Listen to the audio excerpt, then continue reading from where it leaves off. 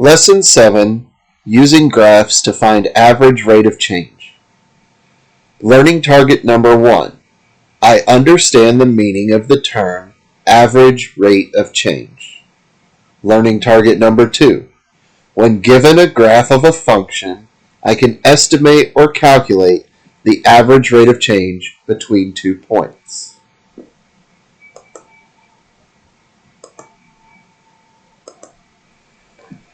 The temperature was recorded at several times during the day. Function t gives the temperature in degrees Fahrenheit n hours since midnight. Remember that anytime it tells you the function gives, this very next thing is your output. And if you notice, they have temperature as the output on the graph, which means the other thing is the input, hours since midnight, and you see that as the input on the graph. For each time interval, decide if the average rate of change is positive, negative, or 0. What you need to remember is that you are counting the starting point and end point. So for number 1, we want to look at n equals 1, which is right here, until n equals 5, which is right here. We see that this goes down from left to right. Therefore, number 1 is negative. Number 2,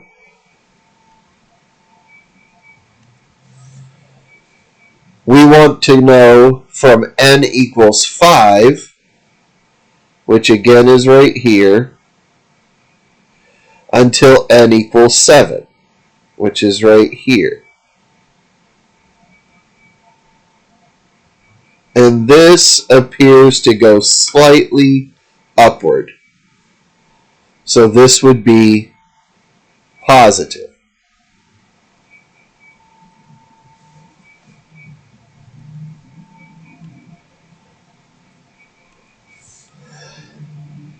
Next, number 3, from n equals 10.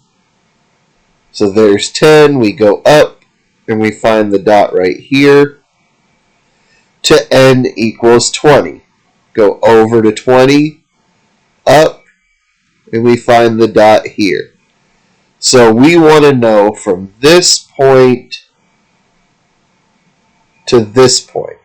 We can see that it goes up from left to right, so we would say that this is positive.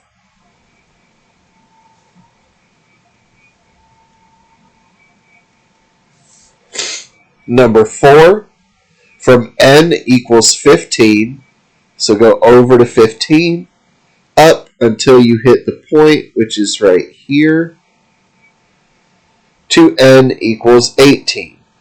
So that's 16, 17, 18 is right here.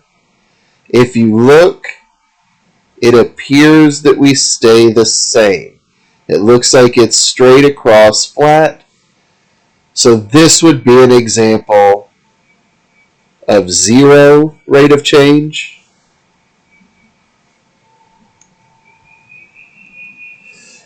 And finally, number 5, we're going from n equals 20, go over to 20, up until you get to the point right here, until n equals 24. 21, 22, 23, 24 would be somewhere down here. And we can see that we clearly go down from left to right. So this would be another example of negative rate of change. So anytime we want to know if the average rate of change is positive, negative, or 0, we are only considering the starting point and the ending point, and whether we go up from left to right, whether we go down from left to right, or whether we stay the same as we move left to right. What we're comparing is the y value. We look at the 2 points and decide if the next point is higher or lower than the point we started with.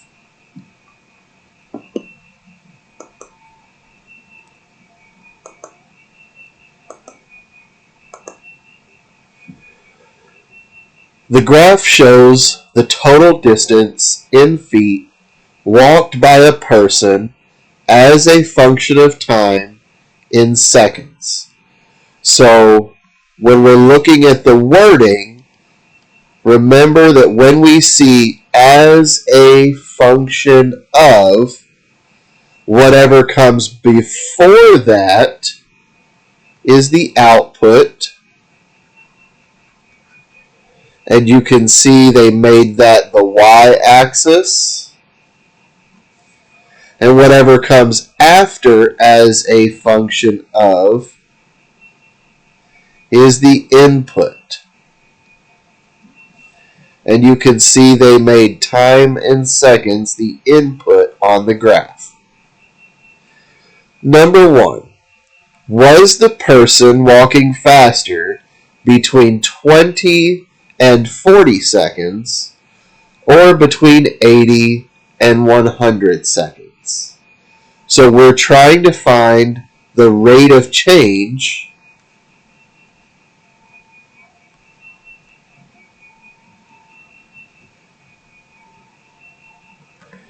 which equals your slope.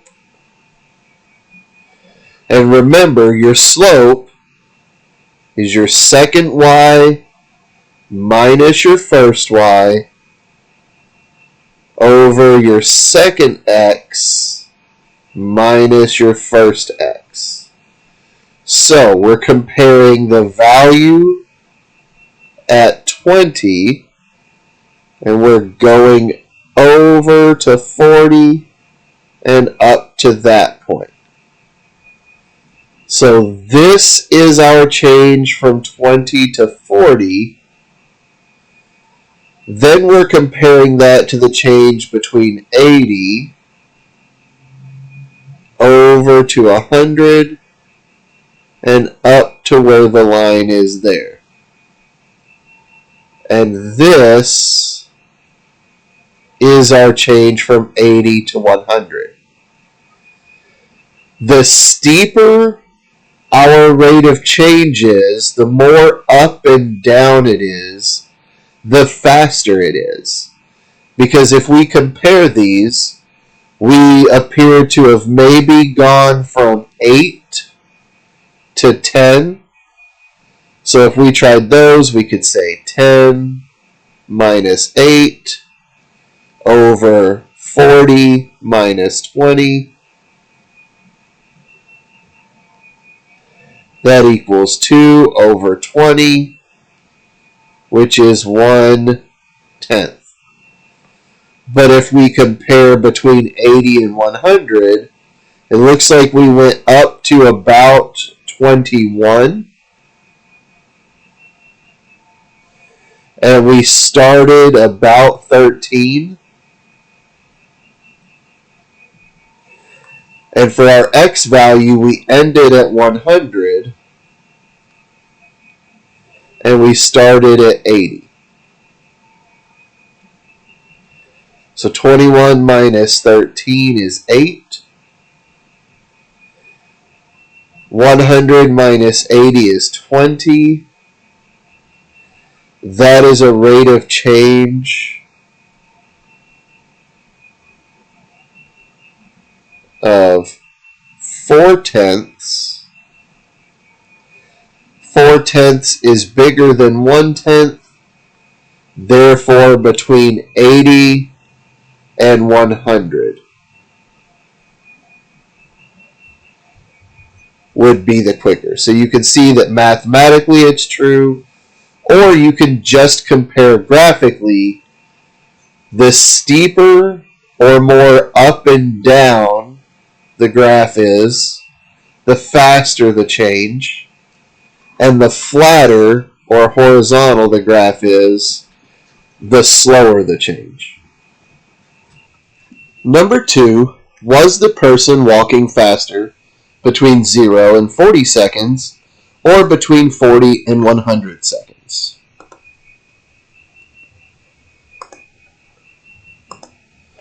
So this time we're comparing 0 to 40 and 40 to 100. So we're looking at either this increase or this increase. And this time it's a lot harder to tell just by looking. So let's go ahead and try it mathematically. If we're looking at 0 to 40 seconds, our y value ends at about 10. And it started at 0. The x value ends at 40. And it started at 0. So 10 minus 0 is 10. 40 minus 0 is 40. And 10 divided by 40 is 1/4. Now if we look between 40 and 100, 100 ended at about 21. And it started, we said, at about 10. We ended 100 seconds and we started at 40. So this is 21 minus 10 equals 11. 100 minus 40 equals 60. And so this is roughly 11 over 60, or approximately 1/6. 1/4 is larger than 1/6, so the faster increase was between 0 and 40.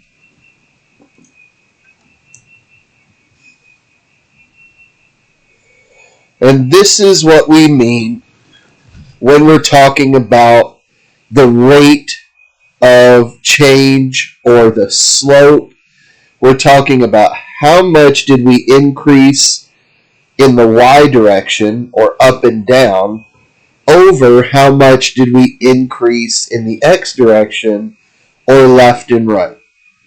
And we can see that we increased faster for number 1 between 80 and 100 seconds, and then we increased faster in number 2 between 0 and 40 seconds.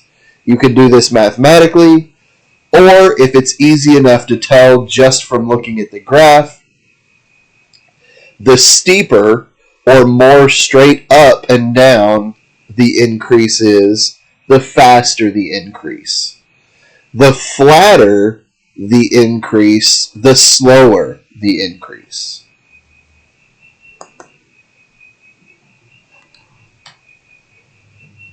The height in feet of a squirrel running up and down a tree is a function of time in seconds.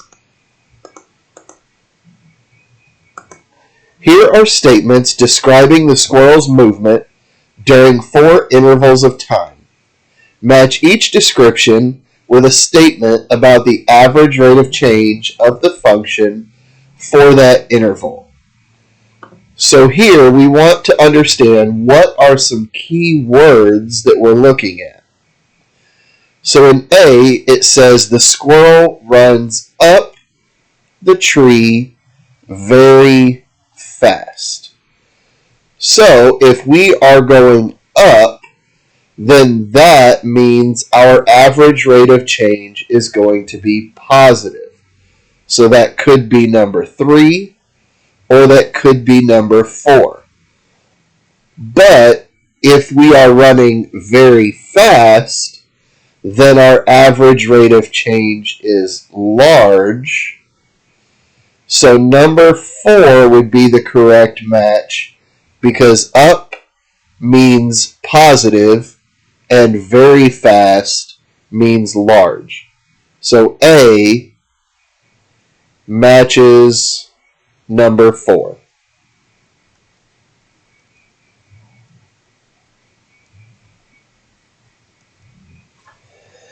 B says the squirrel starts and ends at the same height. So in this description, same height are the keywords we're looking at. Remember that we are comparing the beginning and the end point to each other, and we are comparing how far it goes up or down. If they start and end at the same height, that means we have a change of 0, because the y value would be the same for both. So B matches number 2.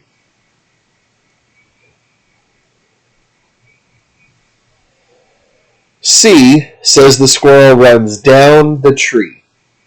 The key word in this description is down. If you are moving down, then the slope or average rate of change is going to be negative. This means C matches number 1.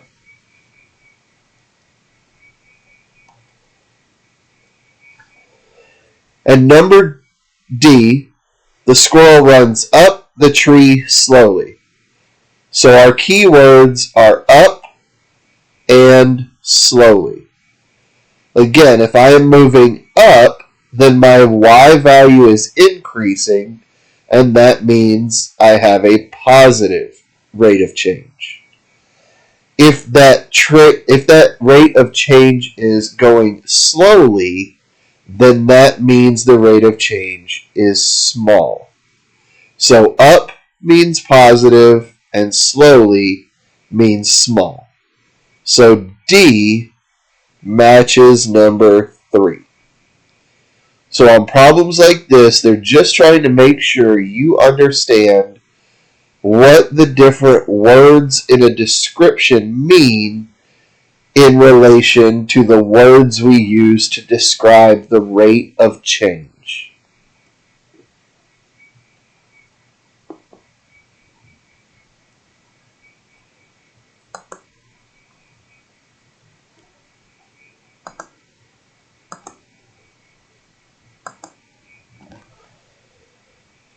The percent of voters between the ages of 18 and 21 or 29 that participated in each United States presidential election between the years 1988 to 2016 are shown in the table. The function P gives, remember that gives is a key word. Anytime we see the function gives, the very next thing that's talked about is the output or the y value. So percent of voters between 18 and 29 is the output, which means this is our y value. And this is tracking the percent of voters between 18 and 29 years old that participated in the election year T. So the election year is our input. So the year is our x value. Number 1, determine the average rate of change for P between 1992 and 2000. So remember, we take our second y, so we want year 2000, the y value is 34.5. We're going to subtract our first y, which would be from 1992, and that value is 42.7.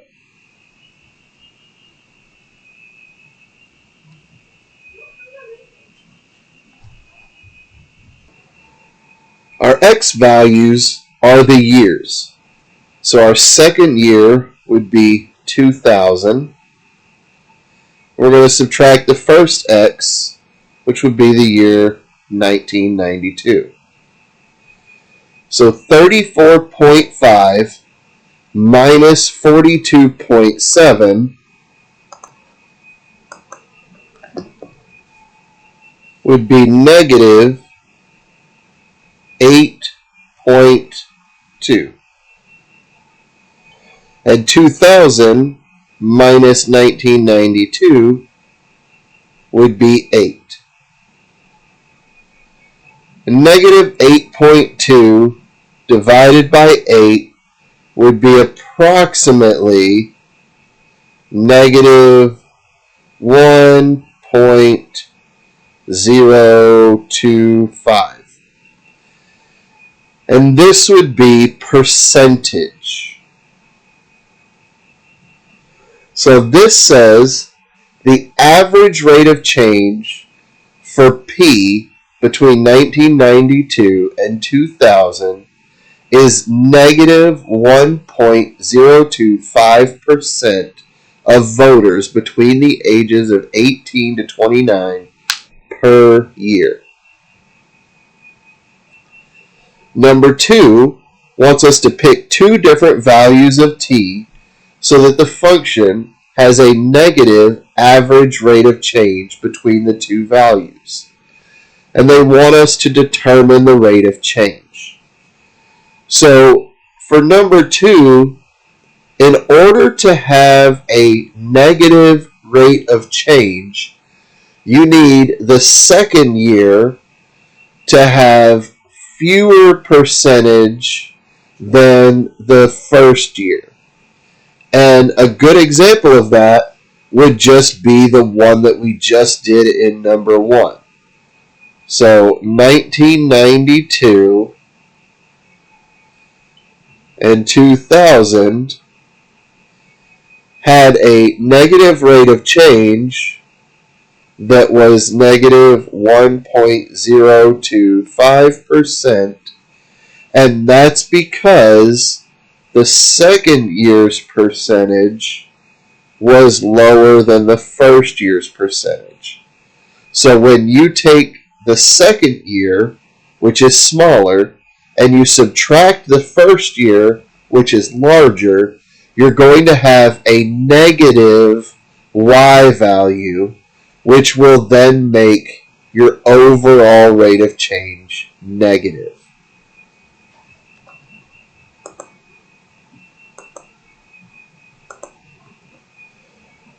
Number 3, pick two values of t so that the function has a positive average rate of change between the two values.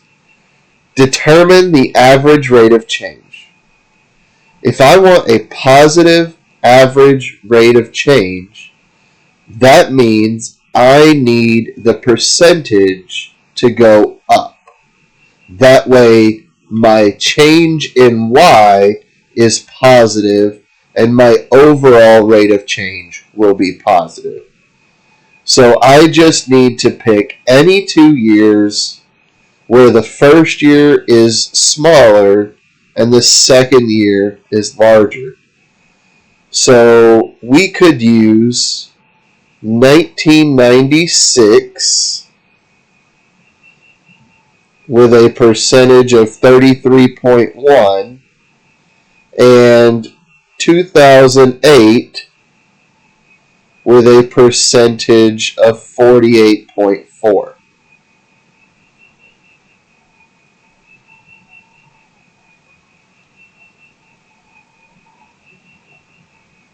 So to do this mathematically, we take the percentage in 2008, which is 48.4, and we subtract the percentage in 1996, which is 33.1. And we put that over the second year, which is 2008, minus the first year, which is 1996. 48.4 minus 33.1 is 15.3. And 2008 minus 1996 is 12. So 15.3 divided by 12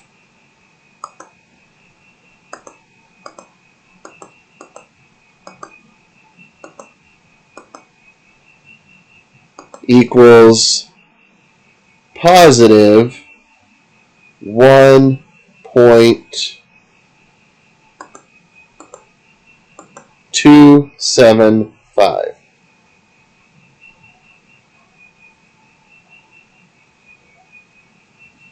And that would be our rate of change. 1.275% per year. And this is how we would calculate the average rates of change. If the second number has a larger y value than the first, then my y value increases and I have a positive rate of change. If my second y value is smaller than my first y value, then my y value decreases and I have a negative rate of change.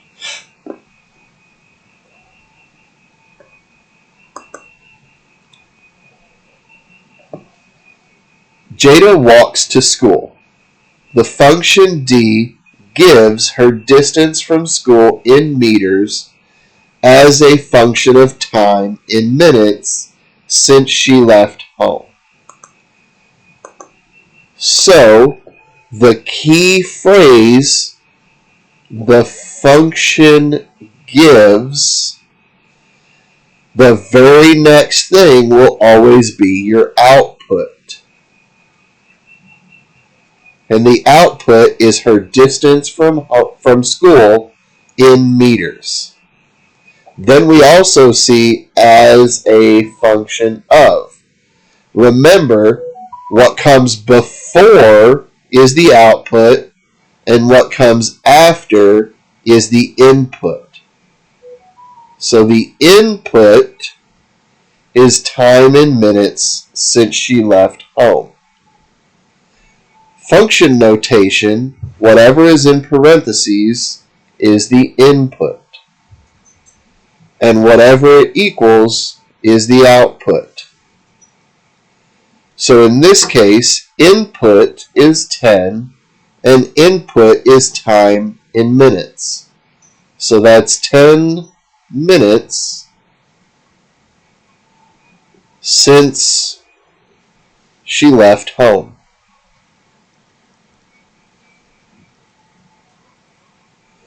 And the output is 0, and the output is her distance from school in meters. So that means she's 0 meters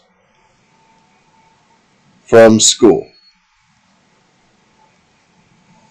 So this means 10 minutes after leaving home,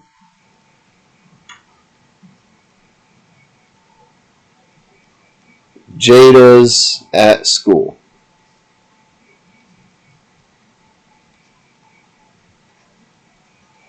Be sure you understand the key terms of the function gives and as a function of to identify what your output is, what your input is, and how that relates to the function notation. Our last practice problem for lesson 7 says Jada walks to school. The function d gives, remember, if the function gives, the very next thing is the output. The function d gives her distance from school in meters, t minutes since she left home. So that means minutes since she left home is our input. And then that calculates her distance from school in meters. Which equation tells us Jada is 600 meters from school after 5 minutes? So, the function name is d, and we always have name, input, output. So if the function name is d, we're going to start with d. So it can't be C, and it can't be choice D. Now we have our input. And we said that our input was going to be minutes since she left home. And this is telling us 5 minutes. So 5 is what we'll put in parentheses. And then that equals our output. We said our output was her distance from school. This example says 600 meters from school. So it's going to equal 600. That means our correct answer is choice A.